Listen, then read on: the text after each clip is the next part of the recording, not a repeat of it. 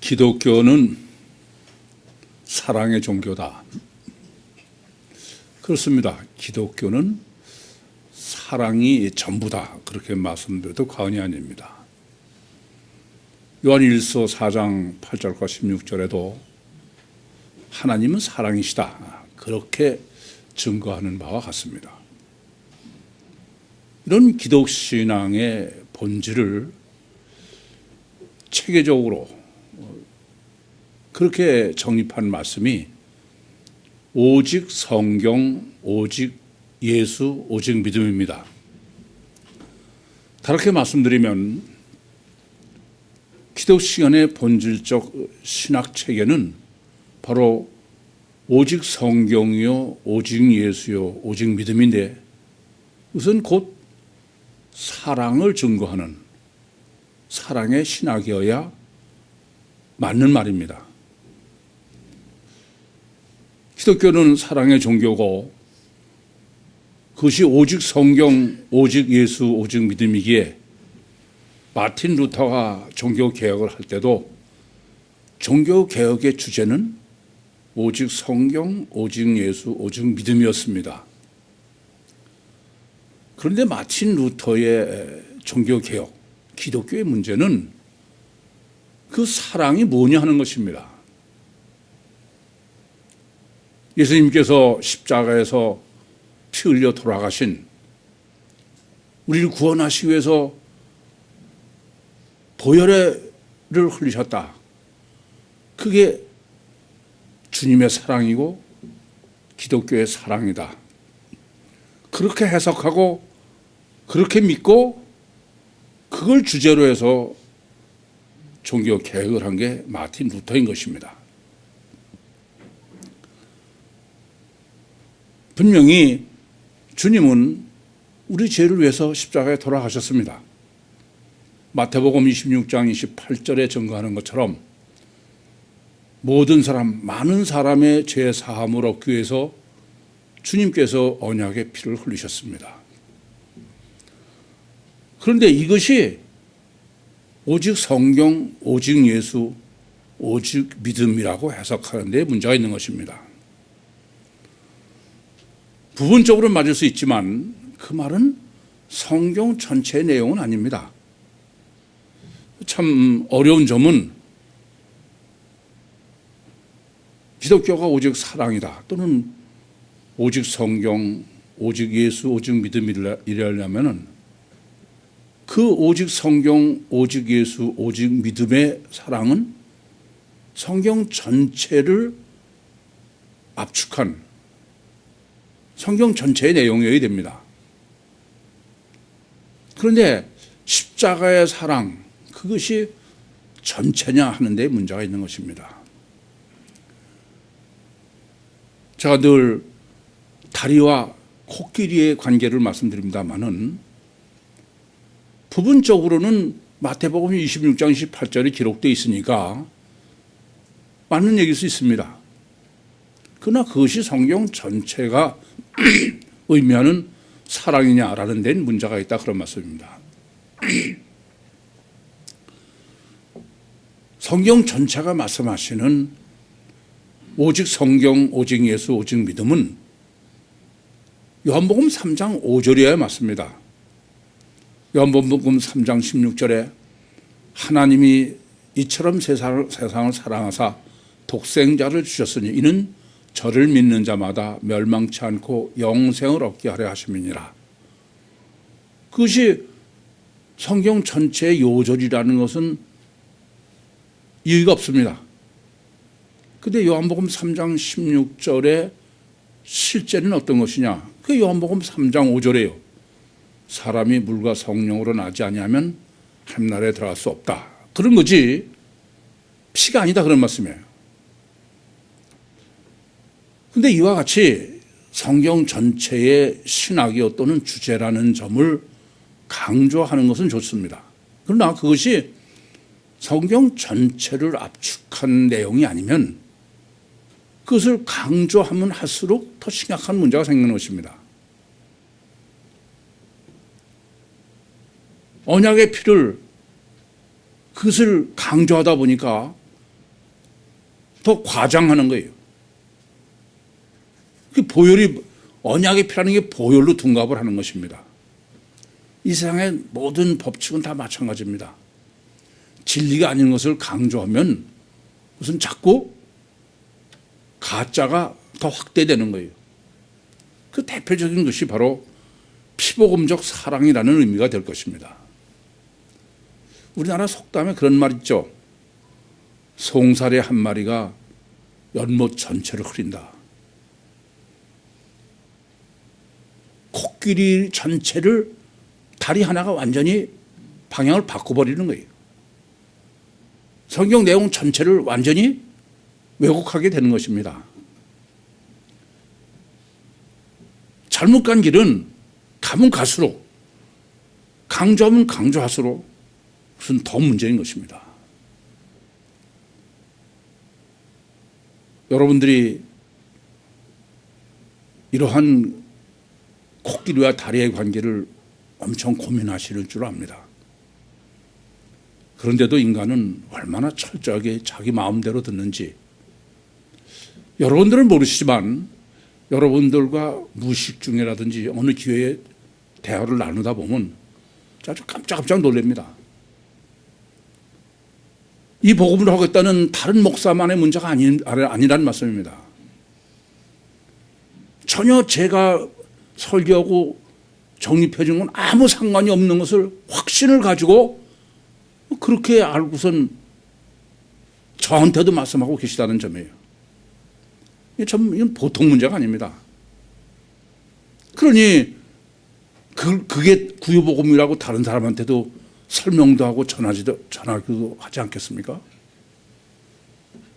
참 인간은 무서울 정도로 자기 마음대로 듣고 보고 또 그것에 영적 확신을 갖게 되는 것이 인간이다 보니까 정말 혁명적 전환이 있기 전에는 이게 정말 불가능한 게 아닐까.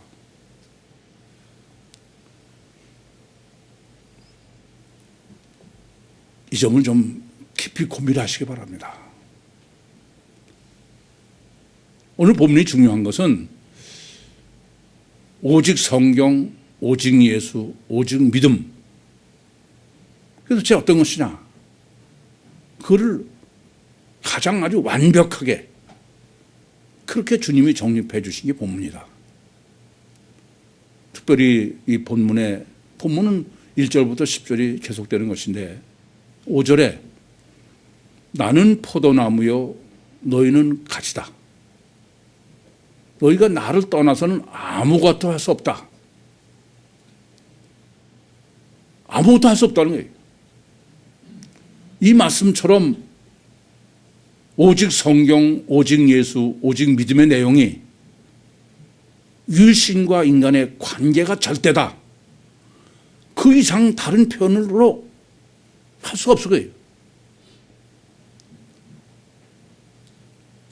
예수 피로 제사함 받는다고 그래서 그것이 포도나무와 가지의 관계냐 이게.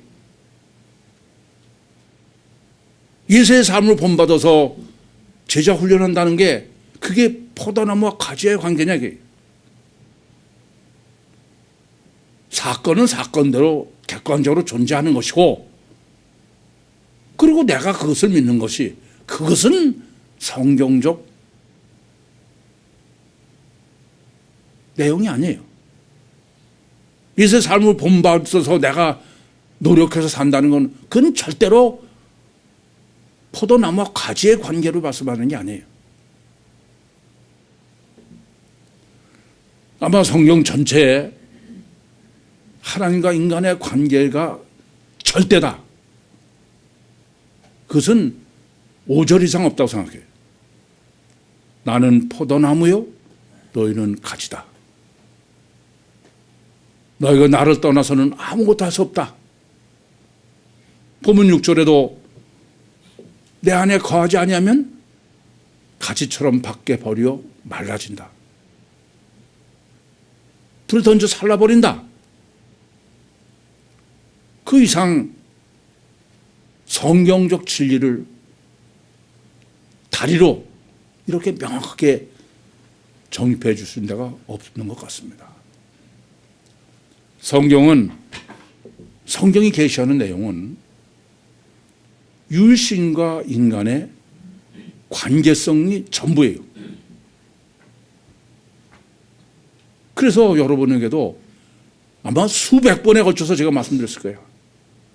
성경은 신론으로 먼저 정립되지 않고서는 그건 읽으나 마나다게. 오히려 읽으면 읽을수록 다른 데로 가요. 성경 전체는 하나님과 인간의 관계성의 전집이에요. 그게 전부예요. 하나님과 너희가 하나님 관계가 절대냐? 그게 아니자만이 좌우하는 거예요. 그래서 성경은 하나님의 관계의 절대를 체계적으로 신론으로 정립해 주시는 거예요. 엘로힘적 관계도 있어요.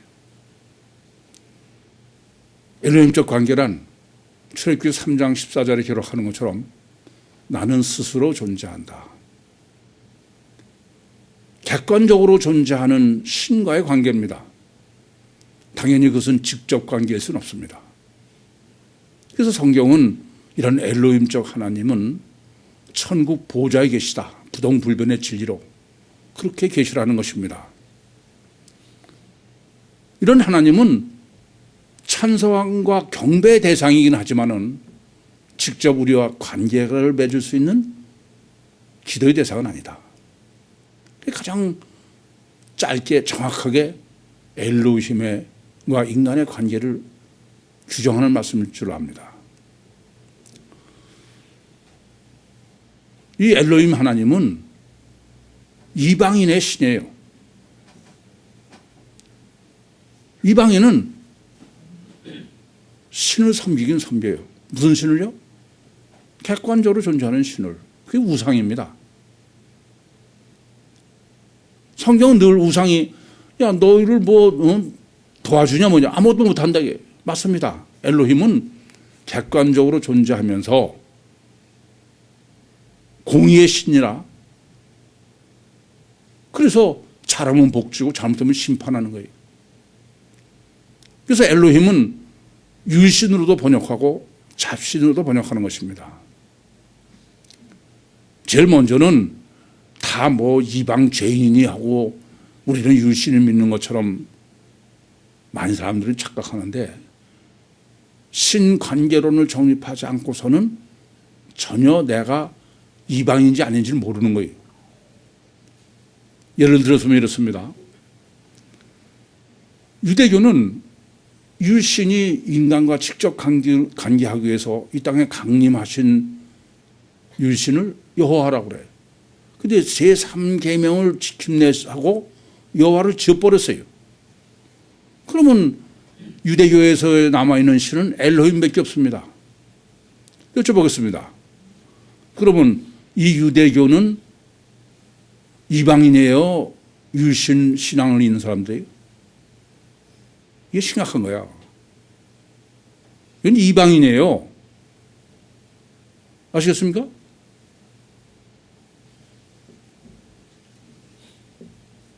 이방인이라면 사람 취급도 안 하지만 자기 스스로는 이방인입니다.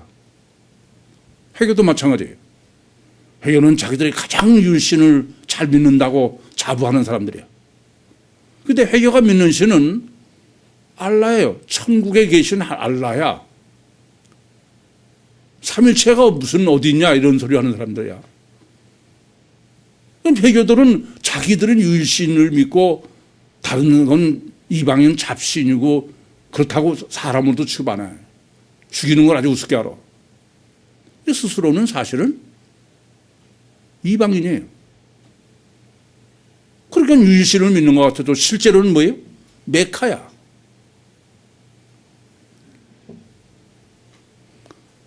기독교도 마찬가지예요. 기독교가 십자가에서 죽은 예수를 객관적으로 존재하는 예수를 믿고 그것으로 내가 구원받는다는 것은 그런 엘로힘의 개념이지 여호와 개념도 안 돼. 아닌 게 아니라 기독교는 맨날 이방인을 구원한다는 거야. 그래서 예수님께서는 이와 같이 엘로힘적 관계는 그것은 아예 신앙이 아니다. 그것을 기가 막히게 달란트 비유를 하신 거예요. 한 달란트를 받은 사람이 어떤 사람이에요? 전혀 열매를 맺지 못하는 사람이야. 그래서 받은 달란트를 갖다 파묻었던 사람이에요. 문화 비유도 마찬가지예요. 근데 그 사람은 어떻게 된다고요? 지옥 간다고 주님이 말씀하시는 거야. 그건 율신은 전혀 믿는 게 아니다. 겁니다. 이러한 율신이 천국 보좌에만 객관적으로 존재하던 신이 이 땅에 직접 강림하셔서 직접 인간과 교제하시고 역사하시고 인간과 함께 하시는 그것을 성경은 여호와다 그래요. 이것을 가장 여호와의 개념을 성경에서 정확하게 계시한 것이 예레미야서 31장 32절이에요.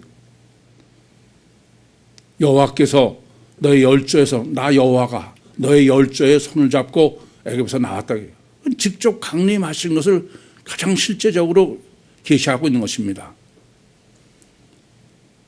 이런 그 직접 오셔서 인간과 함께 하시되 인간 밖에 계시면서 인간과 함께 하시는 에크파이노, 그것이 구약의 여호와다. 최소한도 율신 신앙이 되려면은 여호와는 돼야 돼요. 근데 여호와를 완전히 성경의 주인인 유대교인들이 없앴으니까 그걸 하나님께서 보이도록 실제로 계시하시고 증거하신 게 예수, 여호와인 예수를 십자가에 못 박아 죽인 거예요. 이런 사람을 성경은 약혼한 사이다. 몸 밖에 계시면서 함께 하시고 교제하시는. 사사기에 보시면 이 사실을 아주 잘 계시하고 있습니다.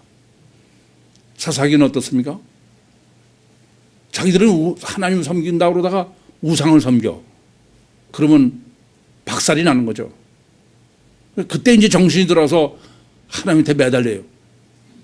그럼 하나님이 역사하셔. 그래서 구원해 주시죠. 조금 이따 또 도로 또 이방으로 돌아가는 거예요. 우상을 섬기면 또 얻어 터지는 거야.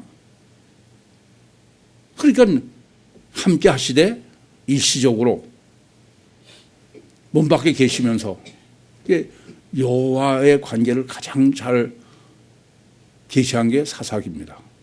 마찬가지로 주님의 공생에도 그건 여호와를 계시하는 거예요. 몸 밖에 계시면서 그래서 병도 고쳐주시고 오병이의 표적으로 먹을 것도 주시는 거예요. 그러나 그것은 항상 일시적이에요. 약혼한 사이다 그런 말씀입니다. 이런 여호와적 관계에서 열매를 맺는 것을 주님께서는 달란트 비유에서 두 달란트 받은 사람은 몇 달란트를 남겨요? 두 달란트 더. 그러니까 두 달란트만 그냥 가지고 있으면 열매를 맺은 게 아니죠. 두 달란트를 더 맺었다. 열매를 맺었다. 그렇게 본문에서 말씀하는 내용입니다. 문화 비유에서는 한 문화 받은 사람이 5문화로 만든 거예요. 임마누엘적 관계는 이렇게 직접 강림하신 여호와 예수가 친히 직접 인간의 심령 속에 보혜사 성령으로 내주하시는 거예요. 들어오시는 거예요. 요한복음 14장 16절과 17절에 기록한 것처럼 내가 아버지께 구하겠으니 그가 또 다른 보혜사를 너에게 주사 영원히 너희와 함께 계시고 너희 속에 계시겠습니다. 속에 들어오셔서 역사하시니까 이제 몸 밖에서 에크파이노 하시던 분이 속에 들어오셔 엔파이노, 그것을 제가 결혼이다 그렇게 정립해 드렸습니다. 그것이 바로 지금 본문에서 정립하고 있는 5절에 말씀하고 있는 나는 포도나무요 너희는 가지다. 우리 안에 임마누엘 하셔서 떠날 수 없는 상태로 존재하시는 신과 나의 관계를 본문에서는 포도나무와 가지의 관계로 그렇게 지금 정립해 주고 계신 것입니다.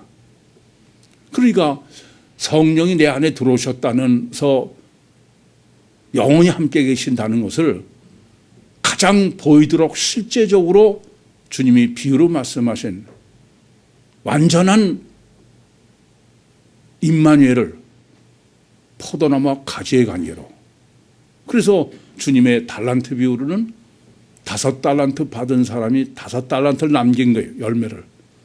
한 문화를 받은 사람이 10문화로 만든 것이다. 그렇게 주님이 계시해 주신 것입니다.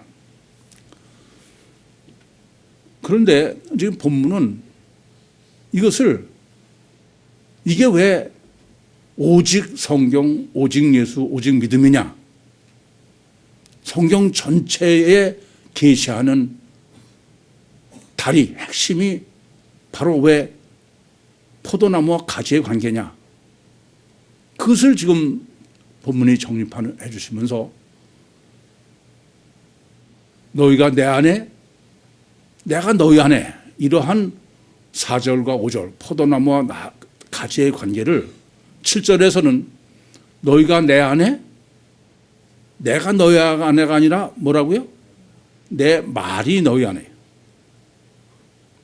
왜 주님께서 너희가 내 안에, 내가 너희 안에라고 하신 것을, 내가 너희 안에 것을 내 말이라고 하셨느냐, 말씀을 하셨느냐?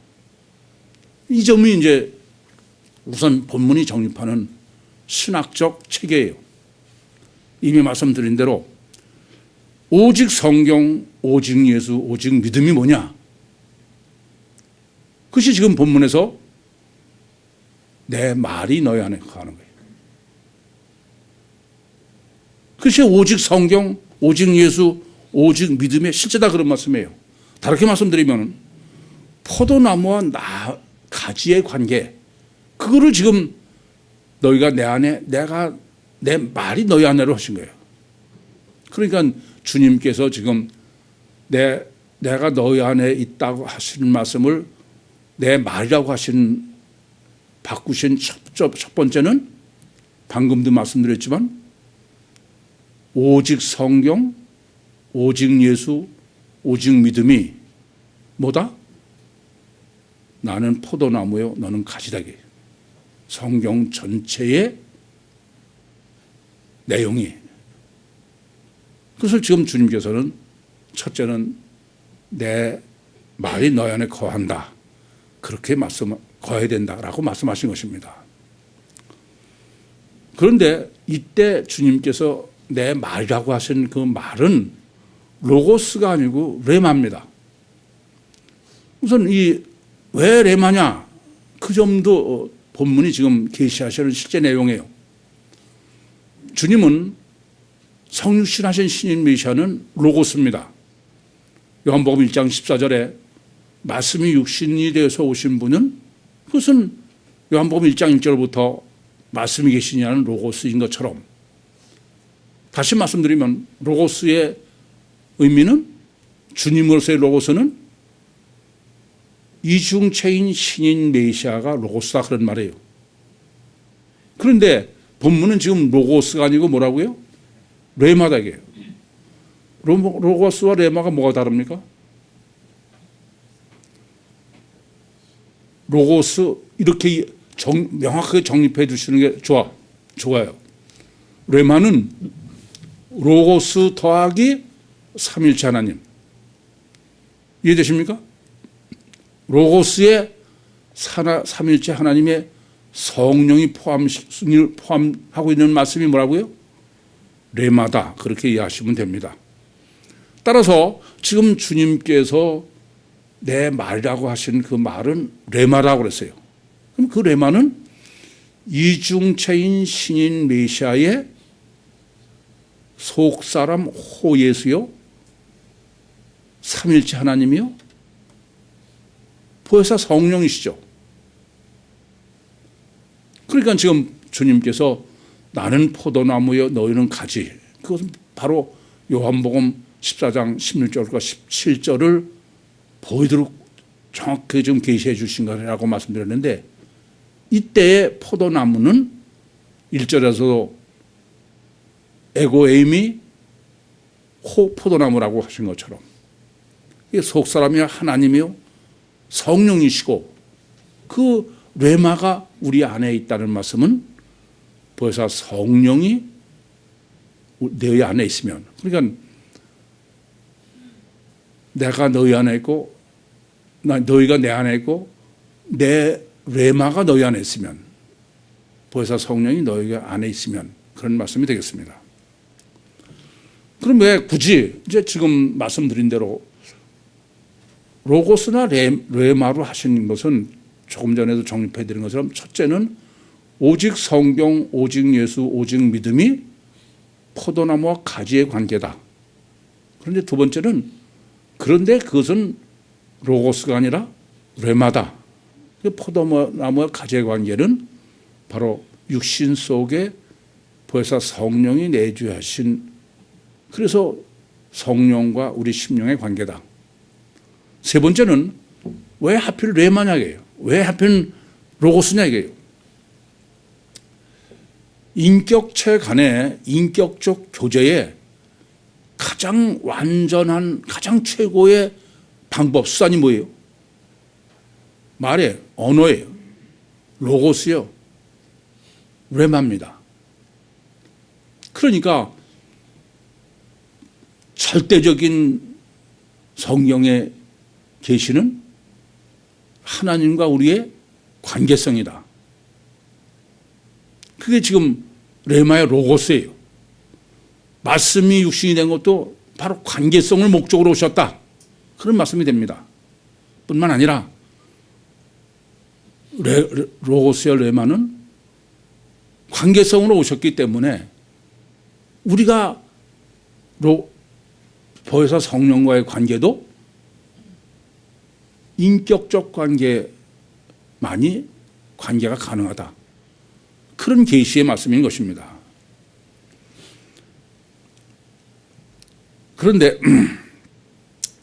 지금 본문에 이 지금 포도나무와 가지의 관계를 로고스로 정립해 주시면서 8절에 보시면은 7절에 로고스로 하시면서 구하라. 그리하면 너희 원하는 대로 구하면 다 받는다고 그랬어요. 그리고 8절은 너희가 과실을 많이 맺으면은 하나님께 영광이고 드리고 내 제자가 된다 이게요. 그러니까 지금 로고스론으로 뭐를 지금 정립해 주시냐면 제자도로 가는 거예요. 제자. 누가 제자냐 이게요.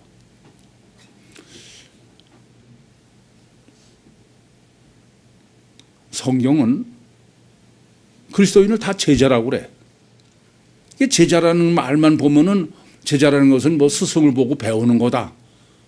따라가는 거다. 그러니까 무슨 제자 훈련이라는 게 공생의 예수의 삶을 본받아서 내가 그 삶을 닮아간다. 그렇게 이해하는데 본문은 전혀 그런 논리가 아니에요. 어떻게 하는 게 주님의 제자라고요? 과실을 많이 맺는 거예요. 선하고 의로운 게 제자가 아니라 과실을 많이 맺는 게 제자다 그러니. 그렇지 않습니까? 근데 어떻게 하면 과실을 많이 맺느냐? 다른 거 하나도 없어. 포도나무에 가지가 붙어 있으면 돼.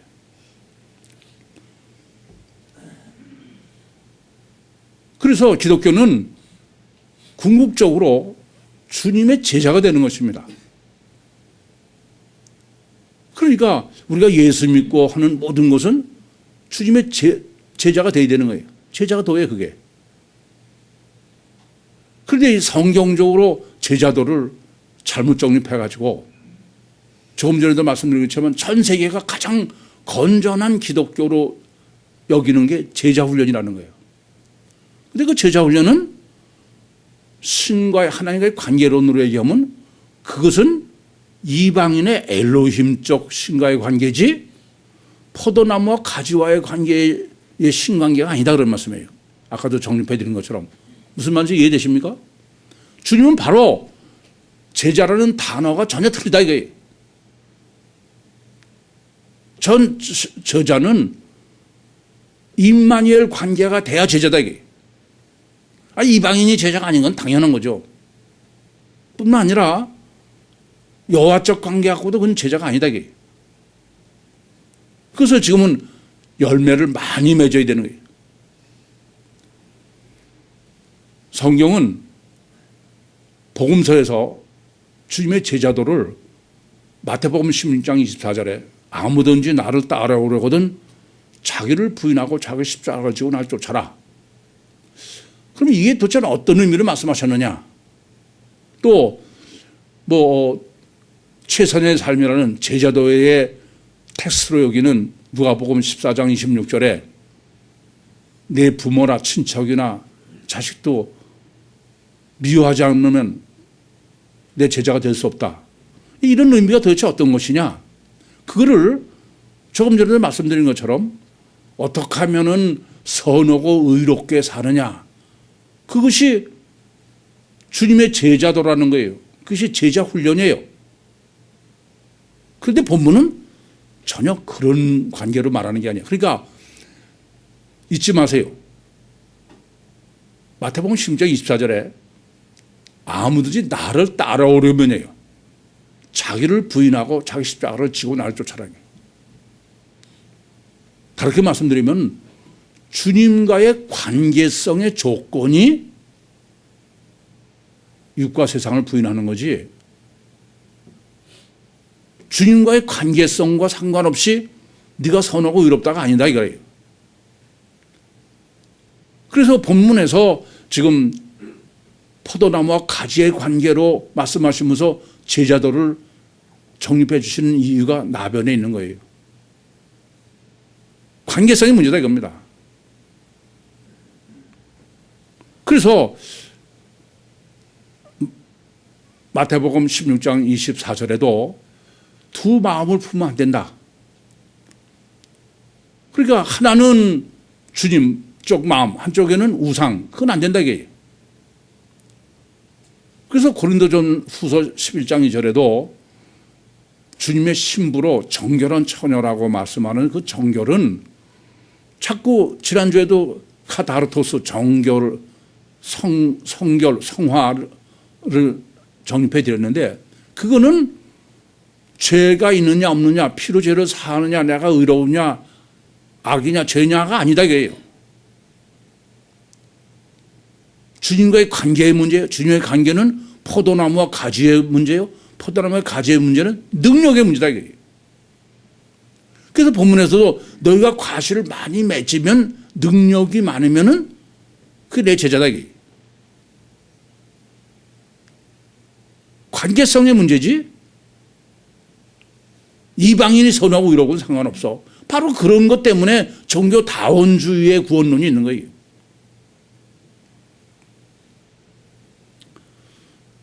그래서 얼마나 주님과 친밀하냐. 더 이상 다른 나는 포도나무여 너희는 가지다. 나를 떠나서는 너희가 아무것도 할 수 없다. 아니 그걸 빼놓고선 제자라는 거나 예수 믿는다. 그게 도대체 성립할 수 있습니까? 아무것도 못한다는데. 아무것도 못하는 거야.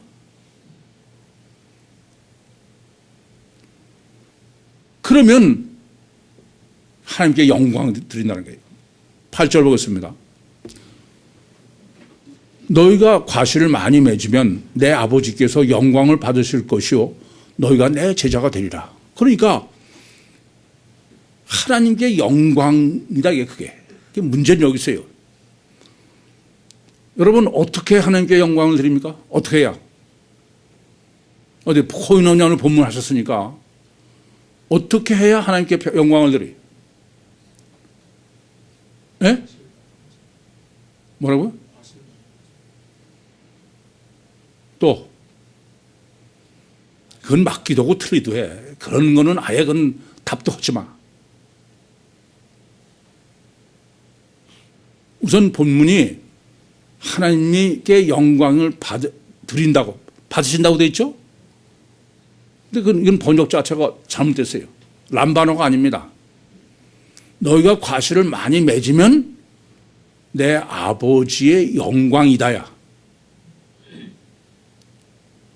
무슨 말씀이냐면 제가 질문했을 때 본문에서 과실 많이 맺었다 그러니까 과실 많이 맺으면요.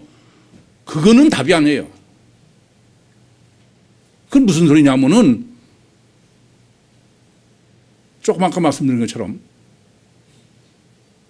과실 많이 맺는 삶을 살면은 그게 아버지께 영광이다. 그런 말이야, 그건. 근데 본문은 그게 아니에요. 과실을 많이 맺는 사람이 되면 그것이 하나님께 영광이라는 거예요. 너희가 과실을 많이 맺으면 하나님의 영광, 그것이 하나님의 영광이다. 그건 과실 맺는 쪽에 있는 게 아니야. 어떻게 하면 과실을 맺어요? 많이 맺어요? 포도나무에 가지가 붙어 있어야 돼. 그러니까 본문은 여러분이 본문을 정확히 보시고 했으면은 우리가 성령으로 거듭나는 것 그 자체가 그게 하나님의 영광이다. 이게 초점은 종교는 자꾸 네가 얼마나 예수를 닮게 사느냐에 초점이 있고 성경은 아니 포도나무 가지에 붙어만 있으면 돼. 뭐 네가 맺는 거야? 가만히 붙어만 있으면 되는데. 그러니까 가지에 붙어 있느냐 아니냐만이 문제야. 성령으로 거듭났냐 안 났냐만이 문제야. 그래서 난 여러분에게 뭐 거듭난 사람이 본을 보이시라든지 아니 여러분들 성령으로 거듭나고 구의교 다니면은 좀 선하고 의롭게 살아든지 봉사하라든지 그런 일 입 밖에도 안 해. 딱 하나야.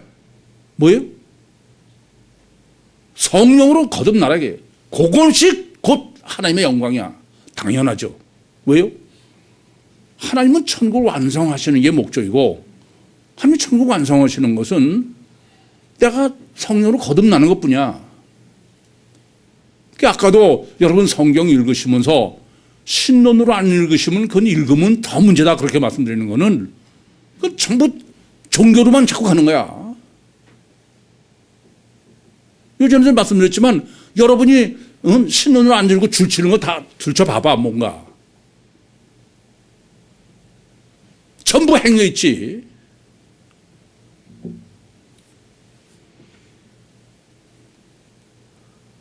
엔파이나요 임마누엘의 문제요. 성령으로 거듭나는 것이 그거 자체가 하나님께 영광이야. 저는 아무것도 할 거 없어. 성령으로 거듭나면 가지가 포도나무에 붙어있기만 하면 되는데 가지가 뭐 할 게 있어요?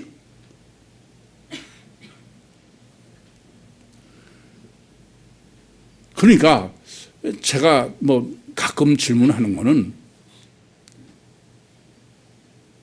얼마나 실제로 이걸 정확히 알고 있냐. 그건 구유법도 정확히 아직 모르는 거예요. 근데 이러한 포도나무와 가지의 관계의 문제를 사랑론으로 지금 결론을 지시는 거예요. 사랑론으로. 이것도 문제가 되는 거예요. 본문의 목적은 사랑, 아가페 신학을 정립하는 것입니다. 먼저 결론부터 말씀드리면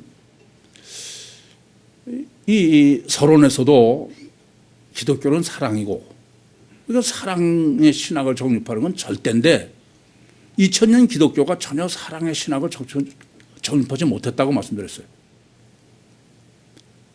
본문에서 사랑의 신학을 정립하지 못하면 사랑 신학 정립하지 못해요. 정말 주님은 공생애를 마치시면서 하나하나를 그냥 절대적인 것을 완벽하게 정립해 주시는데 참 놀라워요.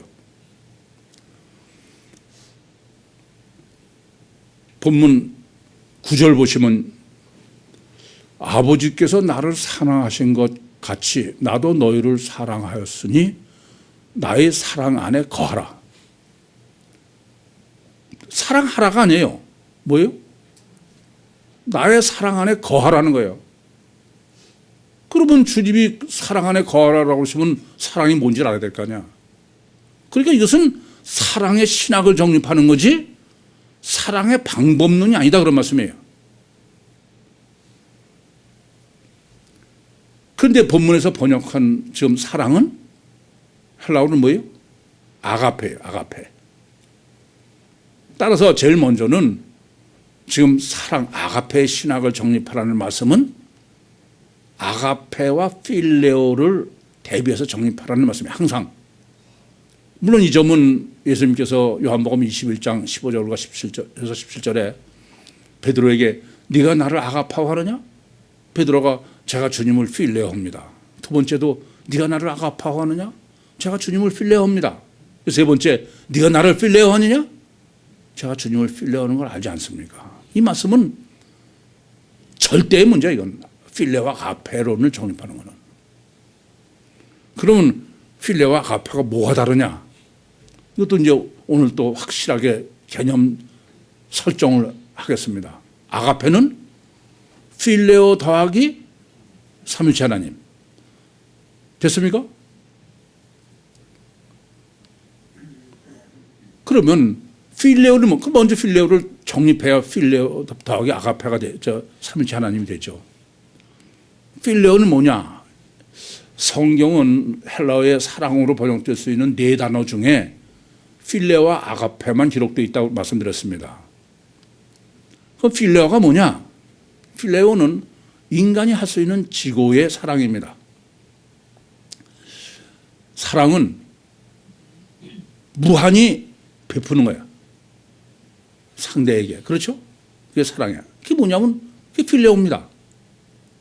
그런데 필레오 신학에서 중요한 것은 필레오는 이 점을 정립 못해서 그래요.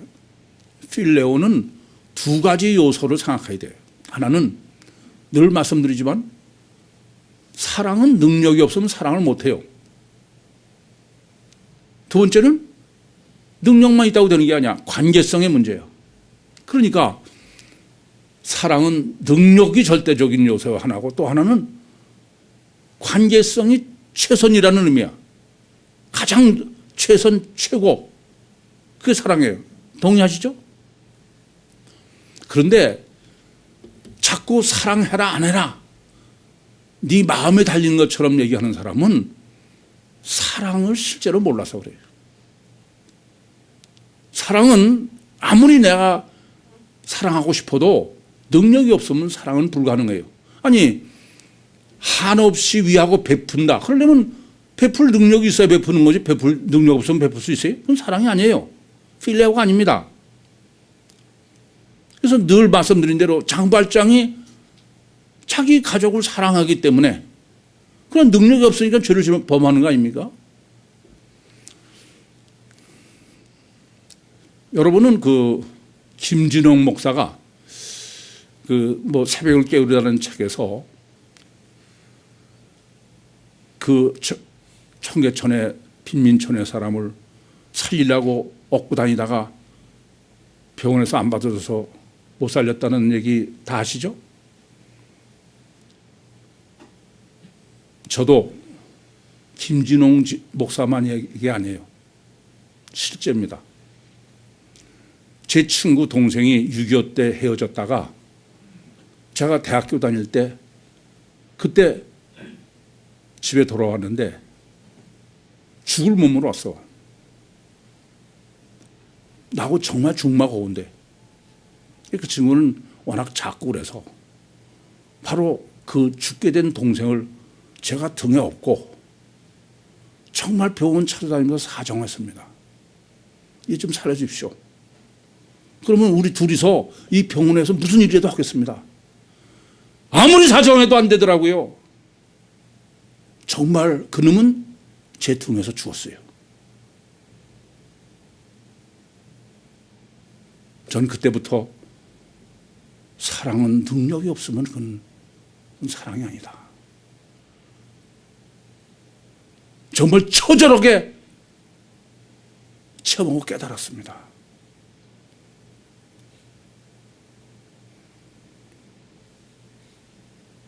관계성만 가지고 사랑은 할 수 있는 게 아니에요.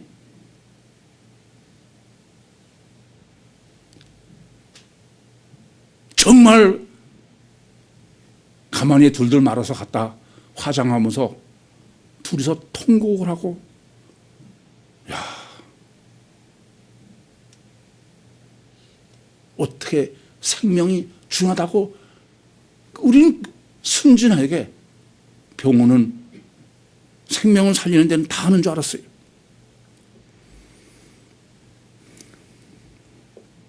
지금 본문은 주님께서 아버지께서 나를 사랑하셨다. 아버지의 사랑. 이제 그러시고 성경이 하나님은 사랑이다 라는 말씀이 무엇인지 생각하셔야 돼요. 하나님은 어떤 분입니까? 능력에서 전능하신 분이야. 주님, 하나님께서 지금 아들을 사랑하신다는 주님은 삼위일체의 화목이야. 더 이상 표현할 수 없는 삼위일체의 화목이에요. 그게 주님이 지금 말씀하시는 아버지께서 나를 사랑하셨다고 말씀하시는 것입니다. 능력으로는 전능성이요, 관계성으로는 완전 화목. 그래서 아버지가 주님을 사랑하신 그 사랑은 완전 사랑이요, 최선의 사랑이요, 최고의 사랑이요, 더 이상 없는 사랑이에요.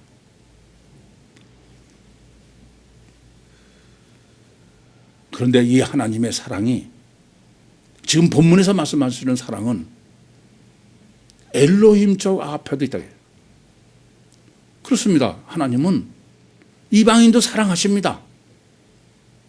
이방인을 사랑하셔서 그 완전하신 능력과 사랑으로 역사를 하시니까 하나님을 믿을 수 있게 되는 거예요. 여러분은 다 누가 전도를 했고 내가 어쩌고 해서 그렇게 해서 하나님 믿는 것 같지만 아닙니다.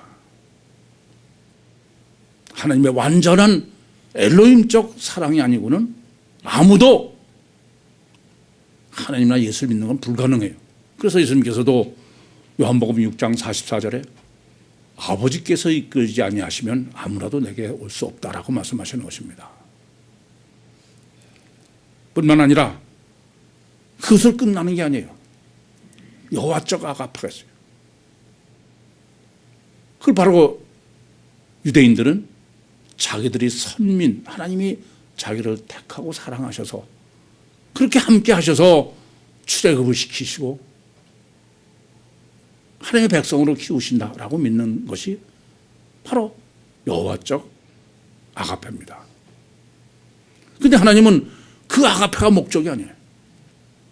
포도나무와 가지 관계, 완전한 아가페, 주님과 성부 하나님과의 관계의 아가페, 그게 교회 아가페예요.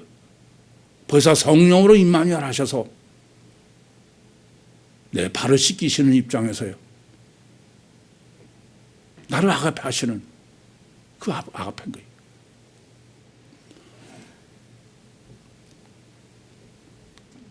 그래서 지금 주님께서는 아버지께서 나를 아가페 하신 것 같이 주님이 우리를 아가페 하신다. 이게 주님의 아가페가 뭐냐 이게요. 십자가의 아가페는 글쎄 보혈로 해석은 할 수 있을지 모르지만 그것은 완전한 포도나무와 가지에 아버지가 아들을 사랑하시는 삼일체의 화목에 그런 관계는 성립하지 않는 거예요. 그러니까 전능하신 능력으로는 전능, 화목으로는 삼일체 하나. 그게 아버지가 아들을 사랑하신데, 근데 주님은 그와 같이 주님은 우리를 아가페 하신다. 기준이 이 점을 명확히 아셔야 돼. 저는 본문을 보시면은 이건 절대로 십자가의 아가페라는 말은 아예 근처 성립하지 않는 말입니다. 그러니까 완전한 아가페, 전능한 능력으로는 전능이요, 화목으로는 삼일체 하나님 한 분 같은 완전한 아가페다. 그게 주님의 기준이에요. 그러면서 주님은 그와 같이 주님이 우리를 아가페 하신다는 거예요. 그러니까 주님은 삼일체 하나님 전능, 능력으로는 전능이시고, 우리하고 관계는 그것을 포도나무와 가지로 해요. 분리 불가능한 완전한 아가페죠. 완전한 아가페. 그러니까 우리가 만약에 다른 사람, 원수를 아가페 할 수 있으려면 어떻게 그게 가능하냐? 나는 가지고 주님은 포도나무니까 포도나무의 진을 빨아먹고 그거로 그 열매 맺는 게 내가 할 수 있는 아가페예요. 무슨 말씀 이해됩니까? 그것을 고린도서 12장 31절에는 아가페는 은사라는 거예요. 성령의 은사라는 거예요. 갈라디아서 5장 22절도 성령의 열매로 사랑과 희락과 화평과 오래 참과 자비와 양수하는 거 온유 절제, 그건 다 뭐예요? 가시인 우리가 포도나무에 붙어 있어서 포도나무에서 공급해 주는 능력으로 하는 것이지 내가 하는 게 아니에요. 그래서 원수를 아가페하라고 하신 것이죠. 그러니까 주님은 지금 아버지께서 나를 아가페 하신 것과 같이 나도 너희를 아가페 한다. 그런 거지. 무슨 왜 너는 누구를 미워하고 그래? 왜 원수를 사랑해? 그건 아가페가 아니야 전혀. 그러시면서 내 아가페 안에 거하라는 거예요. 배우라는 게 아니에요. 아예 그 안에서 살라는 거예요. 메노라는 것은 일시가 아니에요. 그러니까 에크파이노는 그냥 N으로 썼다고 그랬죠. 근데 계속 항구적으로 영원히 마태복음 28장 20절 볼지어다 세상 끝날까지 너희와 항상 나와 함께 있으리라. 그게 메노다 그랬어요. 그러니까 너희가 내 안에, 내 사랑 안에 거하는 것은 어떻게? 포도나무와 가지는 잠시도 끊어져서는 안 돼. 그건 그럼 죽은 거야. 그래야 된다 이겁니다. 문제는 그럼 어떻게 하면은 우리가 지금 주님의 아가페 안에 거하냐 이게요. 그게 10절이죠. 그런데 주님이 우선 그러기 위해서는 주님이 어떻게 해서 아버지의 아가페 안에 거하는가를 먼저 말씀하시는 거예요. 뭐냐면 내가 아버지 계명을 지켜 아버지 사랑 안에 거하는 것처럼, 그렇죠? 내가 아버지 계명을 지켜 그의 사랑 안에 거하는 것 같이 너희도 내 계명을 지키면 내 사랑 안에 거하리라요. 그러니까 우리가 주님의 아가페 안에 항상 있으려면은 능력으로는 전능이요, 관계로는 삼일체와 같이, 다시 말하면 포도나무와 가지의 관계가 실제로 되려면은 주님이 아버지의 계명을 지켜서 아버지 사랑 안에 거하는 거 그대로 해야 된다고요. 그런데 사실은 원문에는 주님이 아버지 계명 안에 계명을 지킨다는 말은 원문에는 없습니다. 근데 문맥으로는 맞아. 번역이 무슨 말씀이냐면은 주님이 아버지 계명을 지켜서 아버지 안에 사랑 안에 거하는 건 맞는 얘기예요. 근데 왜 원문에는 그 아버지 계명 안에 계명을 지킨다는 말이 없냐 이거예요. 만약에 주님이 아버지 계명을 지킨다는 거 하면 그건 무슨 말이 되냐면은 주님은 피조물이래. 그런데 아버지 계명은 실제로 누가 주신 계명이에요?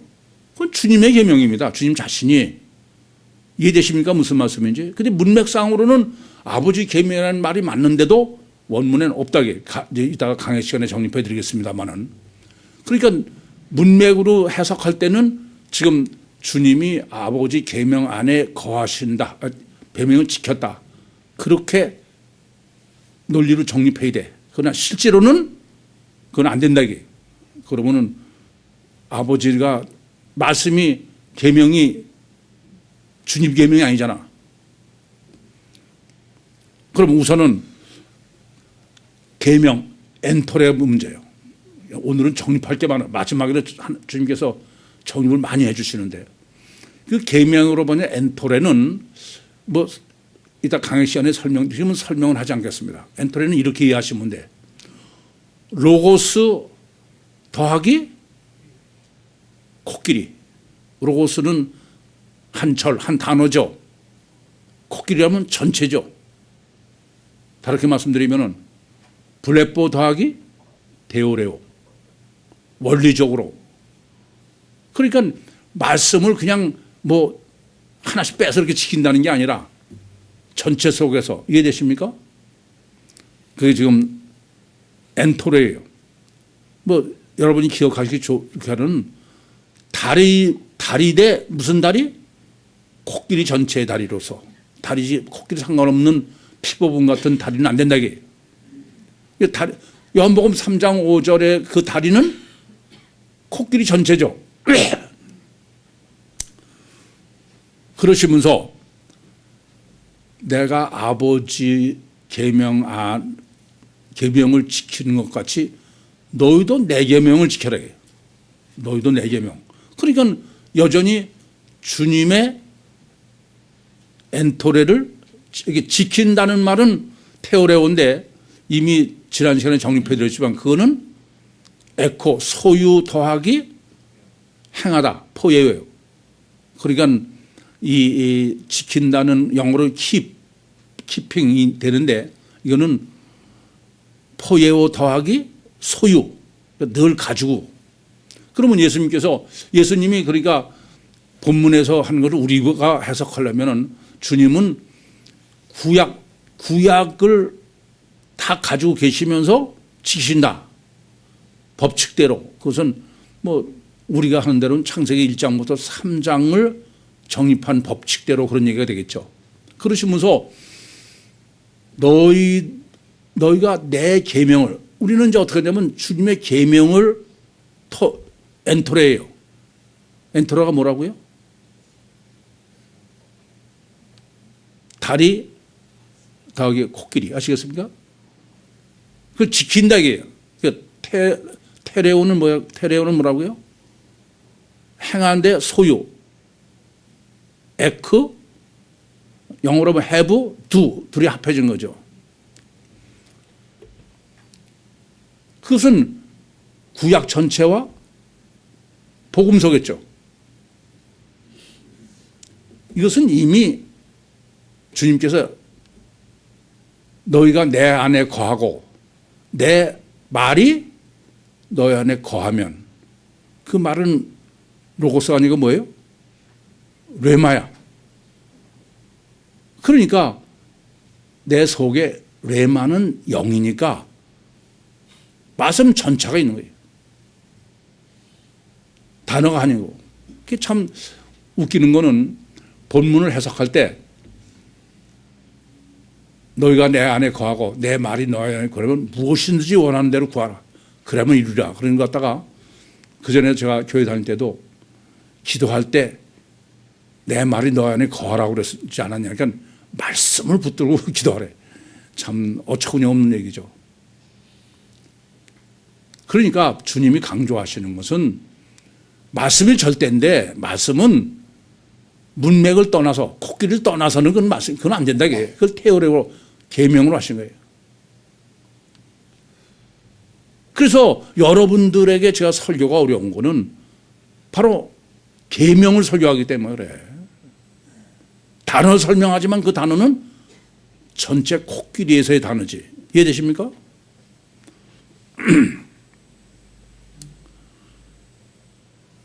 그러니까 전능한 주님의 능력으로는 전능성의 주님, 관계성으로는 삼위일체 하나님의 화목. 그게 뭐 어떻게 하는 거예요? 포도나무가 가지가 포도나무에 붙어 있는 것 같은. 그게 뭡니까? 요한복음 14장 16절 17절이에요. 내가 아버지께 구하사니 그가 또 다른 보혜사를 너에게 주사 영원히 너희와 함께 계시고 너희 속에 계시겠습니다. 그게 성경 전체의 엔터레예요. 그게 성령으로 거듭난다는 얘기야. 요한복음 3장 5절이에요. 그 5절에 말하는 나는 포도나무요 너희는 가지야. 너희가 나를 떠나서는 아무것도 할 수 없다 이겁니다. 여러분, 주님의 아가페가 뭡니까? 그것은 오직 성경, 오직 예수, 오직 믿음. 그게 주님의 아가페야. 그 주님의 아가페는 다른 거 아니에요. 영접하는 자, 곧 그 이름을 믿는 자들에게는 하나님의 자녀가 된다. 주님이 전능하신 하나님이 내 안에 들어오셔서 내가 능력으로는 전능의 하나님으로 능력으로 관계로는 삼일체 화목처럼 가지에서 완전히 붙어있는 이런 사람은 그 사람이 곧 하나님이죠. 세상이 감당할 수 없는 사람이야. 세상이 감당할 수 없는 하나님, 주님의 아가페로 육신과 세상을 승리하시고 천국의 영광을 주인으로 누리는 우리 모두가 되기를 간절히 소원합니다. 기도하시겠습니다. 살아계신 아버지 하나님, 정말 감사합니다. 여기까지 역사하시고 함께 하시고 축복해 주시오니 정말 감사합니다. 하오나 아직도 저의 연약함은 가지가 되지 못하고 있습니다. 더욱더 큰 능력으로 역사해 주셔서 완전히 육신과 세상을 주님과 함께 십자가에 못 박게 해주시고 오직 부활의 신앙으로 주님과 하나가 되게 해주셔서 하나님의 영광이 되게 해주시옵소서. 예수님의 이름으로 기도하옵나이다. 아멘.